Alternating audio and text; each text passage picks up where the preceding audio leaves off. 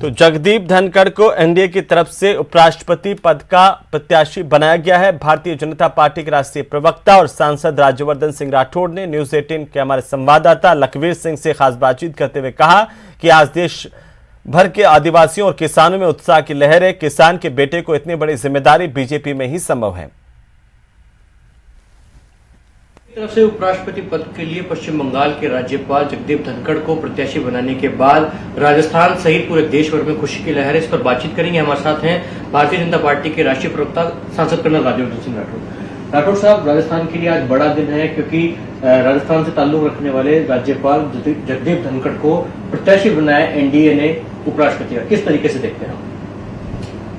न केवल राजस्थान के लिए बल्कि समस्त भारत के किसानों के लिए और जो पिछड़ा वर्ग है उन सब के लिए खास तौर से एक बहुत बड़ी गर्व की बात है कि एक किसान पुत्र गांव से आने वाला, जिसने खुद अपने आप मेहनत करके राजनीतिक क्षेत्र में, सामाजिक क्षेत्र में, प्रशासनिक क्षेत्र में, इन सब में अच्छा काम करा, देश सेवा करी और गवर्नर बने और गवर्नर के बाद आज उन्हें अवसर मिल रहा है राष्ट्रपति उपराष्ट्रपति पद के लिए एक अवसर मिल रहा है। मैं प्रधानमंत्री मोदी जी का और हमारी भारतीय जनता पार्टी की लीडरशिप का धन्यवाद करता हूं कि उन्होंने इतना शानदार चयन करा। देखिए, एक तरफ पहली आदिवासी महिला जिन्होंने अपनी सेवा करी पूरे जीवन भर इस देश की, उन्हें अवसर मिल रहा है, वो राष्ट्रपति पद की प्रत्याशी हैं और उन्हीं के साथ साथ उपराष्ट्रपति पद के लिए एक किसान पुत्र जो गांव में किलोमीटर तक चल के जाते थे अपने स्कूल जाने के लिए, न जाने सैकड़ों नौजवानों के लिए आज एक भरोसा होगा, विश्वास होगा कि आज के नए भारत के अंदर मेरिट काउंट्स, देश सेवा काउंट्स, और ये आप मेहनत करेंगे तो आपके लिए दरवाजे खोलेंगे। हम सबको बहुत गर्व है आज धनखड़ साहब के लिए। और ये भी राजस्थान के लिए खास बात है कि पहले श्री भैरव सिंह जी शेखावत उपराष्ट्रपति रहे हुए हैं और अब फिर राजस्थान को मौका मिल रहा है। और एक तरह से तो आप देखें तो पार्लियामेंट के दोनों सदन के अंदर राजस्थान की एक प्रेजेंस रहेगी।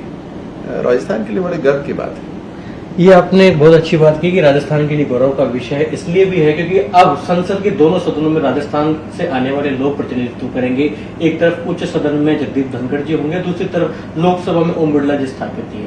संसदीय कार्य प्रणाली को कितनी मजबूती से चला पाएंगे, क्योंकि कानून की अच्छी परख है, संसदीय कार्य प्रणाली की अच्छी समझ रखते हैं और 30 साल से राजनीति में किस प्रकार से देखते हैं? सदन चल पाए और सही तरह उसका संचालन हो, ये एक बड़ी जिम्मेदारी रहती है उपराष्ट्रपति की। और उसमें धनखड़ साहब, जिस तरह से मैंने कहा, राजनीतिक क्षेत्र में भी उन्होंने सेवा दी हुई है, प्रशासनिक क्षेत्र का भी अनुभव है, लॉ भी बहुत बेहतर तरीके से जानते हैं। Bar association, Rajasthan bar association के अध्यक्ष रह चुके हैं वो एक बार, और संविधान को वो पूरी तरह से जानते हैं।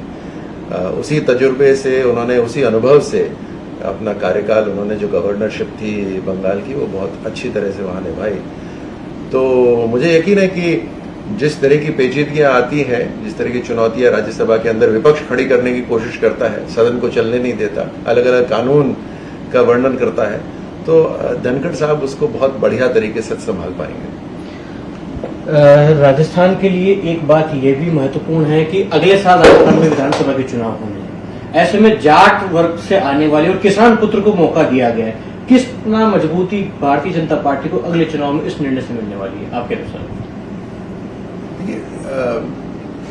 इसमें मुख्य बात तो यह है कि एक ऐसा व्यक्ति जो ओबीसी बैकग्राउंड से है, पिछड़े वर्ग से हैं, किसान समुदाय से आते हैं, किसान के वर्ग से आते हैं, उन्हें अपनी मेहनत का आज फल मिल रहा है। और जैसे मैंने कहा, सैकड़ों ऐसे नौजवान होंगे जो कुछ समय पहले तक अपने आप को बिल्कुल वंचित मानते होंगे। इस देश के अंदर उन्हें आगे बढ़ने का अवसर नहीं मिलेगा।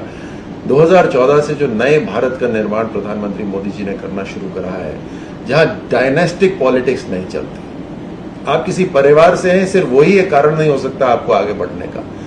आप किसी वर्ग विशेष से हैं, उस वही कारण बन जाए आपका, वो नहीं चलेगा। आपकी ये तुष्टिकरण की राजनीति, आप इस वोट बैंक से हैं इसलिए आप आगे बढ़ रहे हैं, वो नहीं चल सकता। तो मुझे लगता है कि आज धनखड़ साहब के इस जो उपराष्ट्रपति बनने का आज उनको अवसर प्राप्त हो रहा है और प्रधानमंत्री जी और बीजेपी की लीडरशिप ने उनका चयन करा है, उससे सैकड़ों लोगों का विश्वास जगा है। और निसंदेह अगर उसका लाभ हमें आने वाले चुनाव में होता है तो वो एक इनडायरेक्ट बेनिफिट है।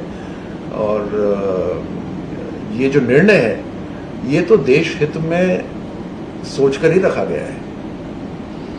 बहुत बहुत शुक्रिया। तो कर्नल राज्यवर्धन सिंह राठौड़ साफ तौर पर कह रहे हैं कि ये एक ऐतिहासिक क्षण है और जिस प्रकार से जो निर्णय लिया गया, ये जो सिलेक्शन है वो वाकई में सराहनीय है, क्योंकि एक तरफ आदिवासी तबके से आने वाली महिला को राष्ट्रपति के लिए उम्मीदवार बनाया गया, तो वहीं एक किसान के बेटे को अब उपराष्ट्रपति के उम्मीदवार बनाकर भारतीय जनता पार्टी ने सिद्ध कर दिया गया है कि ये एक कार्यकर्ता की पार्टी है और कार्यकर्ताओं को मौका देती है।